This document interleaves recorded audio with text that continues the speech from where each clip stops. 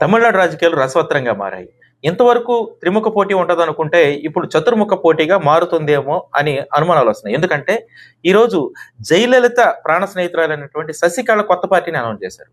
అంటే ఈమె ప్రభావం ఎంతవరకు ఉంటుంది అనేది పక్కకు పెడితే, ఈమె గెలిచే పార్టీయా కాదా పక్కకు పెడితే, ఓడించే పార్టీగా మాత్రం ఖచ్చితంగా ప్రభావితం చేయగలదనేది చాలా మంది ఉద్దేశం. ఎందుకంటే, జయలలితకు చాలా ప్రాణ స్నేహితురాలుగా మొదటి నుంచి ఆమెతో పాటు ట్రావెల్ అయింది. చిన్నమ్మగా తమిళనాడు అంతా పిలుచుకుంటూ ఉన్నారు. జయలలిత ఉన్న ఆస్తులన్నిటికి కూడా ఈమె ప్రధాన సంరక్షకురాలుగా ఉంది. శశికళ కుమారుడికి జయలలిత గ్రాండియర్ గా పెళ్లి చేసి వందల కోట్ల రూపాయలు ఖర్చు పెట్టి పెళ్లి చేసింది. అంటే శశికళకు జయలలితకు ఉన్న అనుబంధం మొదటి నుంచి అందరికీ తెలిసిందే. సో ఇప్పుడు శశికళ చాలా రోజుల తర్వాత, జయలలిత మరణం తర్వాత ఆమె ముఖ్యమంత్రి అవుతుందని అందరూ అనుకున్నారు. కానీ అనుకోకుండా పళనిస్వామి, పన్నీర్ సెల్వం వీళ్ళు ముఖ్యమంత్రులు అవుతూ వచ్చారు. తర్వాత డిఎంకే అధికారంలోకి వచ్చింది. సో ఇప్పుడు డిఎంకే అధికారంలో ఉంది. ఇదిలా ఉంచితే శశికళ ఇప్పుడు ఒక పెద్ద పార్టీని అనౌన్స్ చేసింది. ఇది రాజకీయ పార్టీగా ఈ ఎన్నికల్లో పోటీ చేయబోతుంది అని ప్రకటించింది. సో శశికళ బలాలు ఏమిటి, బలహీనతలు ఏమిటి అనేది చర్చిస్తూ ఉన్నారు.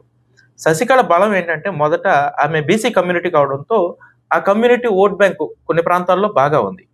రెండోది, జయలలితకు అనుంగ శిష్యురాలుగా, జయలలిత ప్రాణ స్నేహితురాలుగా, జయలలితకు ఈమె ఎంత చెప్తే అంత అని తమిళనాడు అంతా మాట్లాడుకుంటున్నారు. కాబట్టి ఆమెను చిన్నమ్మగా అందరూ పోలుస్తూ వచ్చారు.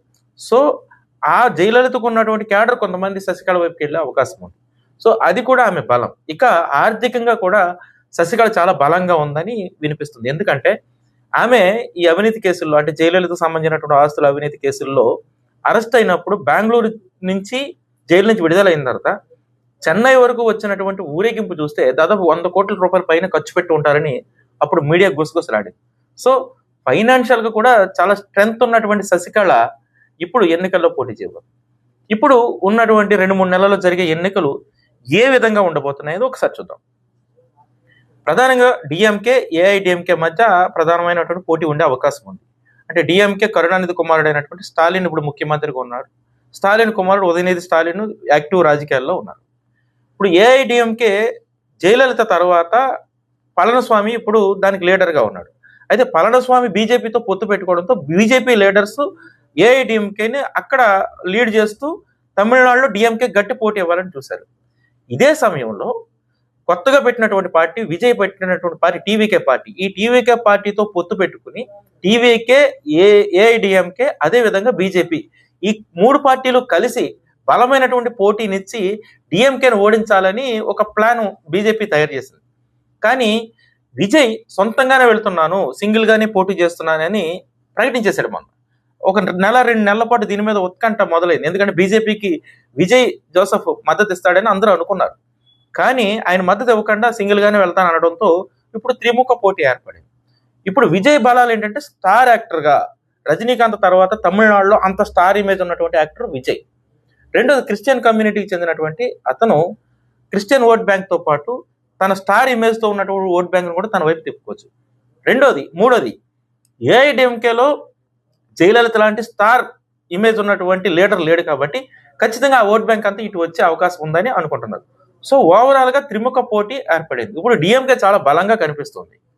దాదాపు డిఎంకే కూడా 10 పార్టీలు మద్దతు ఉంది. కాంగ్రెస్ పార్టీ, అదేవిధంగా లోకల్ గా ఉన్నటువంటి విజయకాంత్, కమలా హాసన్ వీళ్ళు పెట్టినటువంటి పార్టీలతో పాటు కొన్ని దళిత కాన్సెప్ట్ లో ఉన్నటువంటి పార్టీలు కూడా, వీసీకే లాంటి పార్టీలు కూడా డిఎంకే వెంటే ఉన్నాయి. సో డిఎంకే కూడా 10 పార్టీల పొత్తులో ఉంది. ఏఐడిఎంకే కూడా కొన్ని పార్టీల పొత్తులో ఉంది. ఈ రెండింటి మధ్యలో విజయ్ పార్టీ ఉంది. ఈ మూడింటి మధ్య జరుగుతున్నటువంటి త్రిముఖ పోటీగా అందరూ అనుకున్నారు. కానీ ఈరోజు శశికళ పార్టీని అనౌన్స్ చేయడంతో శశికళ పార్టీ కూడా కొన్ని సీట్లపై చాలా తీవ్ర ప్రభావం చూపే అవకాశం ఉంది.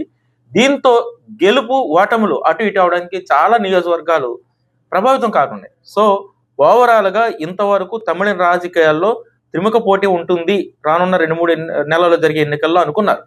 కానీ ఇప్పుడు చతుర్ముఖ పోటీ జరగడానికి 100% ఛాన్స్ ఉందని తమిళ రాజకీయ పండితులు చెబుతున్నారు. మరి చూడాలి, శశికళ పెట్టిన పార్టీ ఏ మేరకు ప్రభావితం చేస్తుంది, విజయ్ సక్సెస్ అవుతాడా లేదనేది. అసలు తమిళనాడులో రాజకీయాలు ఎలా ఉంటాయి, ఎలా మొదలయ్యాయి, గతం నుంచి ఇప్పటి వరకు ఎలా ఉన్నాయనేది మరొక వీడియోలో తెలుసుకుందాం. Thank you.